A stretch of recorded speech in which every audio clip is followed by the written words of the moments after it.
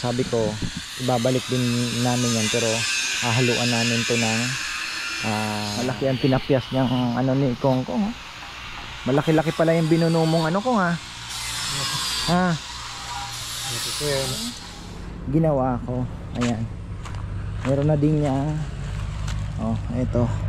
Kaya lang kanina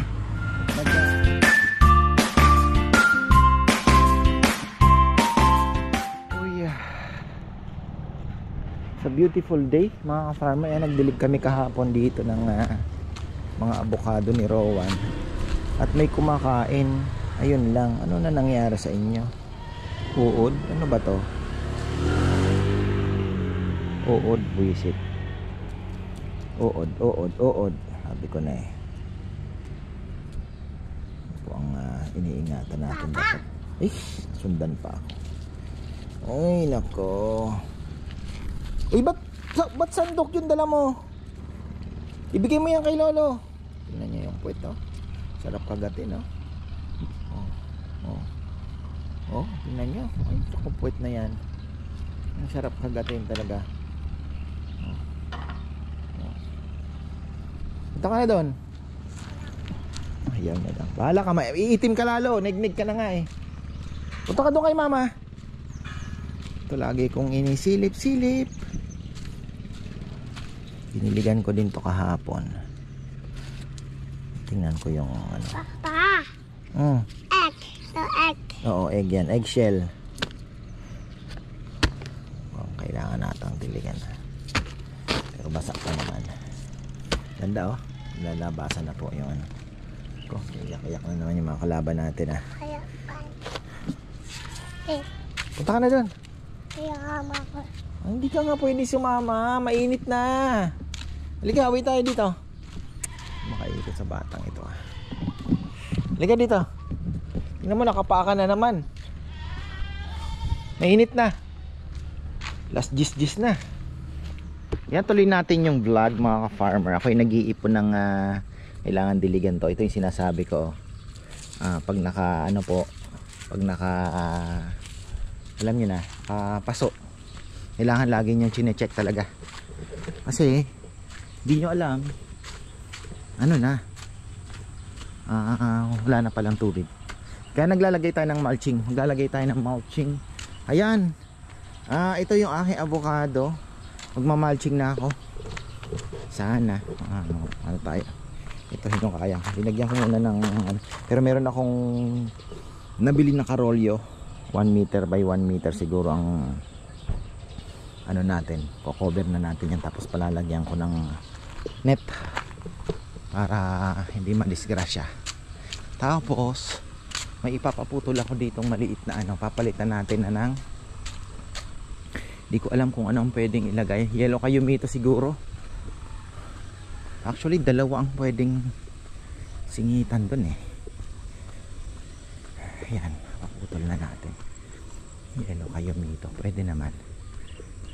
Dito oh. Papaputol ko na kay Kongkong tong isang puno na to. Palitan natin ang yellow kayumito. Hindi nag ano yung ating hindi tumubo yung ating mustasa. Dito, ito. Papaputol ko na. Dito ko itatanim. Ito, putulin na natin to. Actually naputol lang yan, tumubo din. So dito tayo magtatanim ng yellow kayamits. Tapos magpapahukay na rin ako doon. May nagmamadali din dahil yung aking mga anak ay ihahatid ko na. Ito pwede din dito ano. May Madre de Agua pa pala tayo oh. Ayoko namang ano, sayang yan. Nag-iisang ikaw. Tapos hiramin ko si Kongkong. Daan dyan pala si Dex eh. Kahapon na. Kaya naman nilang pagtulong-tulungan na yan. Ipuputulin tayong papaya kasi sayang po ito, pero I don't mind dahil may tama na. Ayan o. Magkakalat ng lagim to pagka hindi natin pinutol. Sayang pero may sakit na siya mga ka-farmer. Papaputol natin. Yan o, Kita nyo. Pag may ganyan na, huwag nyo ng panghinayangan. At mabilis ang mata ninyo. Problema nun, gumamit tayo ng itak. Sana nung nagtabas tayo, wala pa siyang virus. Kasi ikinalat natin dun eh. Yun ang problema nun. Kaya mas maganda talaga yung kamay. Mahirap eh. Mahirap. Dun po kakalat yung virus. Sana wag naman. Patay tayo. Ayan o, yung dalawang mangga natin. Sayang to eh. Yung avocado nga dun mukhang tagilid tayo. Pero okay lang, ganun talaga. Wag lang ano. Talaga. Kahit wag na. Importante makawala na siya sa ano niya. Yan, dito. Kasi magkakaroon tayo, kaya linayo ko ng konti. Magkakabakod tayo dito, mga farmer. Bakod. Ito yung sinasabi ko. Aasintahan po ito uli ng bakod. Tama lang naman ng spacing ano. Bakod. Hanggang doon yan. Ito parking na. Yan yung aking plano. Tapos yan, dito siya. Dito na, wala na po akong pupuntahan. Kailangan na namin bumaba. Teka lang, wag na muna yan. Marami akong iutos sa iyo. Matagal ako mawawala. Atid pa ako kay Chichi. Basta alam mo na, dyan na yan eh. Tapos ha? Oh.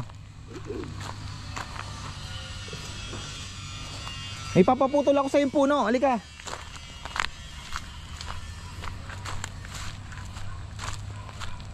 Tapos yung langka na yon, yung natitira, itanim na natin dito kung babalik din ako agad. Atid ko lang yung mga bata.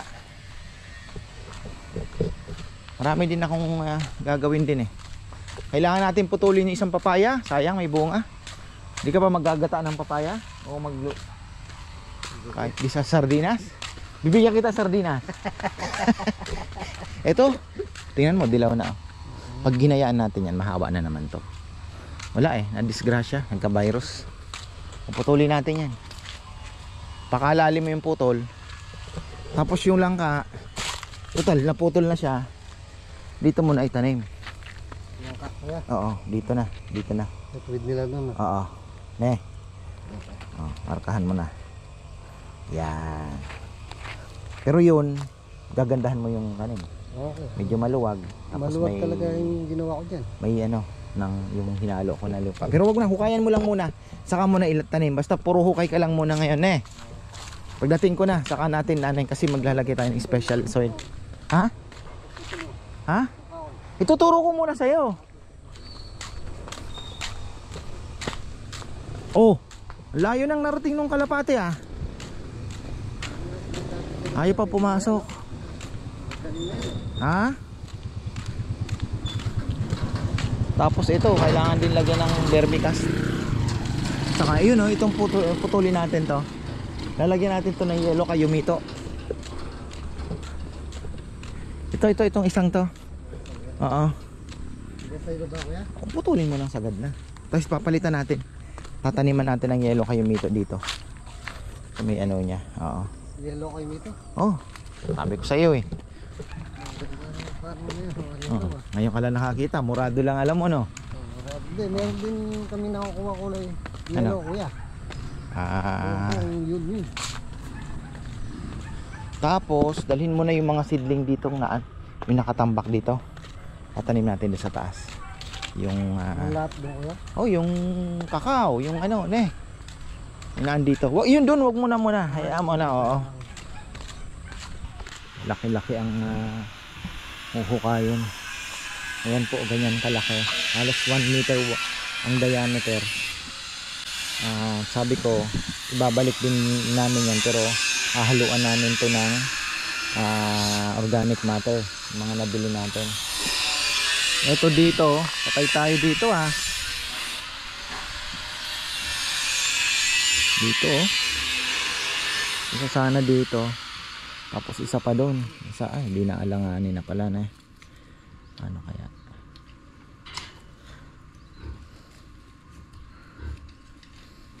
Iuumbok ko ito kasi hahabulin pa natin yung itataas ng lupa. Medyo nakaangat talaga siya.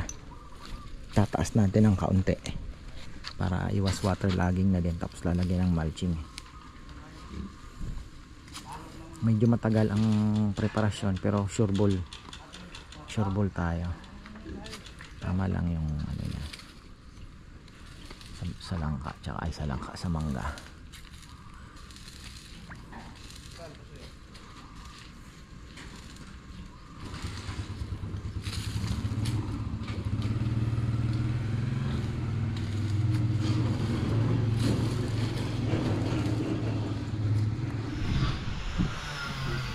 Ayun o. Meron palang ano dito. Dito pala tinanim yung isang miracle fruit. Tinanggal namin. Kasi one is enough na siguro. Ayan o. Ganda naman eh.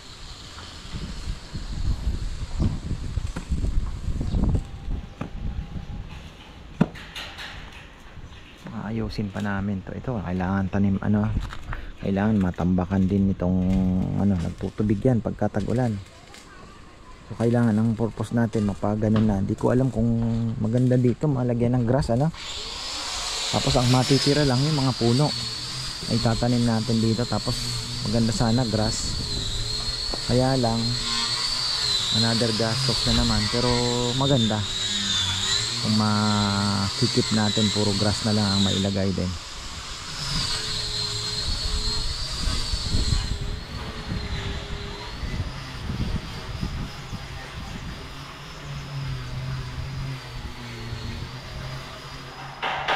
Ayos na yan.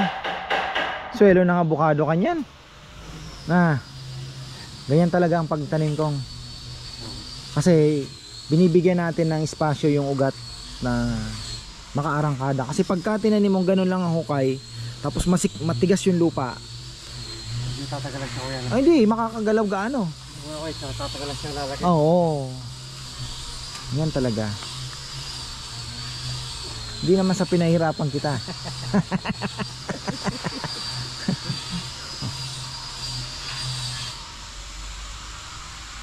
Pagka namunga ang avocado, unang subo akin, pangalawa sa'yo. Ha?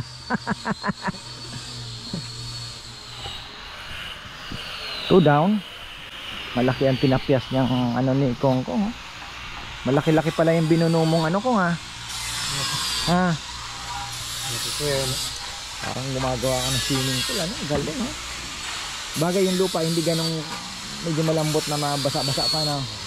Kaya parang cake lang ano. Ganun yung matigas. Ito may mangga mo. Yung kanyang pa. Kahit maputik doon, matigas. Daming batong ganyan kan. Yun lang. Pero okay lang yun, mangga naman. Dito tayo, ayan.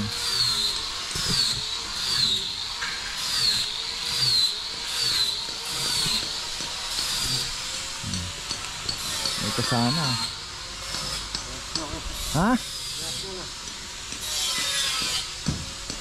Pero yung doon sa ano papataniman ko pa rin yan. Papahukayan natin yan. Tanggal natin yung mga bato-bato. Pwede natin ano, pagtutulungan na lang po nila. Sayang ko yung space eh. Actually dalawa pwede pa eh. Kasi ito nyog. Okay isa lang. Kahit isa lang doon sa may tapat ng kalamansi na yan. Papapatag natin ng kaunti. Tapos yung mga bato-bato tatanggalin. Then another hole na ganito. So ito yung purpose niyan mga farmer. Para galaw. Ngayon itong lupa kahaluan lang po namin to ng vermicast at yung ano yung composted na mga ipa. Tapos ibabalik namin vermicast din una, Carabao manure, then papatong. Pero medyo mataas po yung ihihil natin ng konti ito. Ayan, dito natin ilalagay yung avocado. So magiging parang ganyan yan. Tapos dito pwede pa tayo mag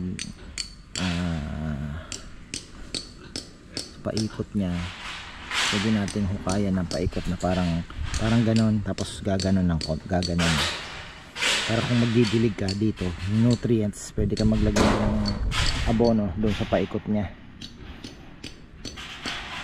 Medyo matrabaho po ito, pero ito talaga yung kung gusto nyong mas maging maganda ang resulta ng inyong itatanim like mga fruit bearing trees, pwede nyo pong gawin ito. Pwede nga kung mas malaki pa ng konti dito, kung may talagang ano, pwede nyo pong ano, one at a time lang. Kasi pag yung magukay ka lang, kahit sabihin mo ng double size nung ano niya, iba pa rin po yung mas malawak talaga yung ano, mas maganda ito. Or kung ano, double lang ng butas, pwede na din naman yan. Pero para sa akin, mas maganda ito maluwag. Kasi unang-una, yung ibinibigay ninyo ng nagkikilusan ng mga ugat, mas malambot na, mas makagalaw siya ng maganda. Makikita nyo po yung pag bloom ng halaman mas mabilis. Maobserbahan po natin yan sa mga avocado natin. Iangat natin ng konti kasi medyo maulan-ulan pa, kaya yung water logging medyo kalaban pa natin dito. Tsaka magdadagdag pa tayo, so i-adjust natin talaga. May adjust na po natin, hindi tayo mahirapan. Dahil pa natin tatambakin, okay na yung mga hinuhukay ni Kongkong. At least nakahukay na siya ng dalawang malaki, farmer. Ayan, diligan natin yung tinanim niya langka, saka yung mga langka din doon na ano, kailangan din madiligan. Ayan, isang ano lang timba, okay na. Kasi baka ayan, hindi nagbabadya rin naman. Pero sabi nga kasi ni Fernando po, huwag ka daw maniniwala sa maitim na ulap. Huwag ka masyadong maniwala sa maitim na ulap. Malalim, pero ibig sabihin hindi lahat ng maitim na ulap bumabagsak, diba? So mahirap na naman yan pagka hindi bumagsak, problema na naman natin. So itong bayaba, sana native to. Alam ko parang native ata ang binili ni Bebe eh. Hindi ko na kasi matandaan, galing to kay tita. Hindi ko na alam kung ano, basta sabi niya siguro native, bahala na.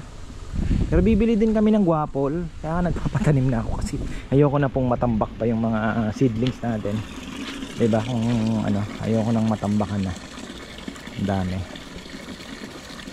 So sisikip yung dito natin. Tingnan nyo, ang laki ng space, diba? Ayoko namang idikit masyado sa pader, tama lang. Kasi tingnan nyo, bibigyan ko pa ng counting allowance kasi yung ano yung dito natin parking mas importante dito. After that, ayun, may konting mangga tayo dyan na 5 meters din ang difference, ang distance. Tapos meron pa tayong isang mangga at yung kakao. Yung kakao naman kahit saan, kahit dyan sa sulok-sulok siguro, so may pwede nating itanim yan. Tapos yellow kayumito na itanim na dito. Ayan. Yung ano pala, naputol na yung papaya, pinaputol ko na. Kung putulin mo na kasi delikado, mga ka-farmer, baka mahawa. Imbis na wala na tayo, di ba? Mahaba pa po ang buhay ng mga papayang yan. Mas magandang wala na pong virus. Hirap biglang sumusulpot, kaya dapat observant po kayo. Ito na yung baboy ni Sevi. Ayan, buti na lang maagang dumating. Okay na. Ang cute ng multicab ni na Sevi ang galing. Parang electric lang eh. Ito na yung inano ni Kongkong. Hopefully buhay po natin ito. At nalagyan ko ng mulching to. Ima-mulching po natin yan. Then vermicast, tapos mulching. Pakita ko po sa inyo yung ginawa ko. May sample na ako eh. Kaya lang mabilisan ko lang din ginawa. Hindi talaga siya nakalapat gaano, pero yun na po yung magiging itsura niya.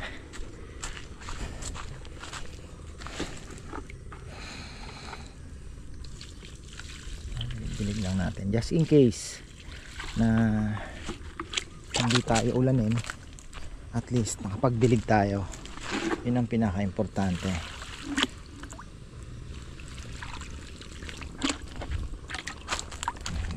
Langka natin na aviark. Ang problema natin yung huli kong kinuha. Sablay yung packaging nila.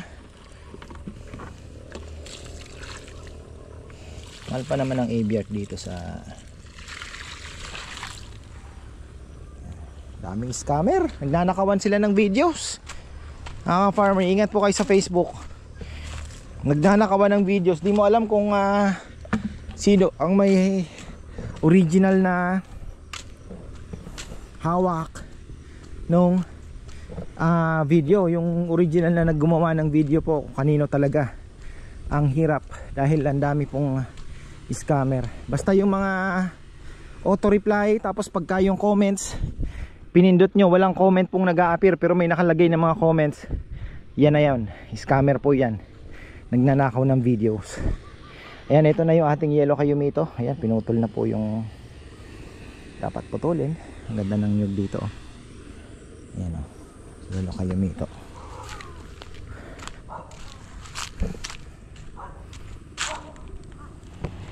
Ayun o, eto po yung ginawa ko. Ayan, meron na din niya. Oh, eto.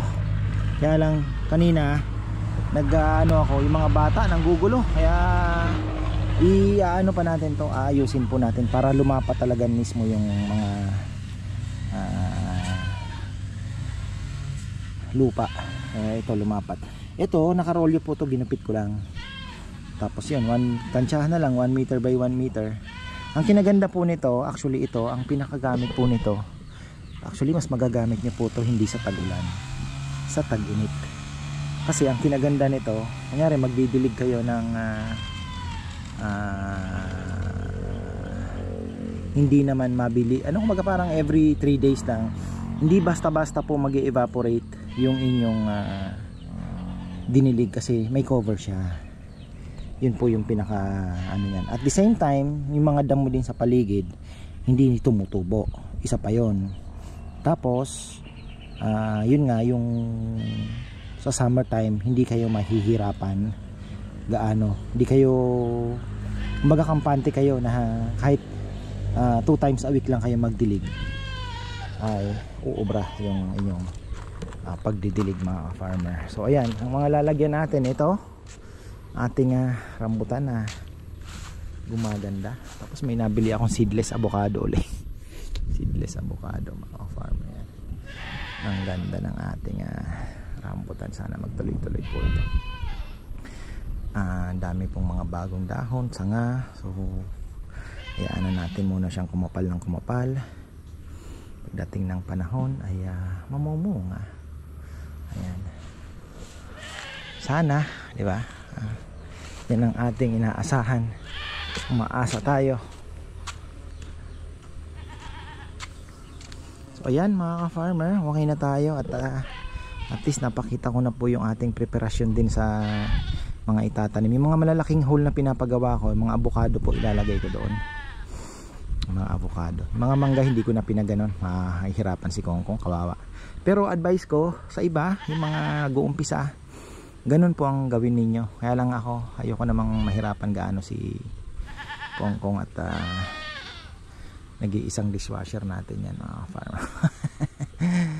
Basta sabi ko nga sa kanya, relax lang Kong, ano lang, basta yung marami pa tayo kakong gagawin, siya din lang naman po kasi naasahan ko sa halaman. Pero pagka tayo ay natapos na, dadagdagan na yan mga ano natin sa sa halaman. May makakatulong na po siya, lalo na kung matuloy pa yung big project natin na business din. So ayun, sana po matuloy yun. Sana, pinananalangin ko na sana tama yung aking naisip, di ba? Bigyan pa ako ng sign para ituloy. So ayan, marami pong salamat at magandang buhay.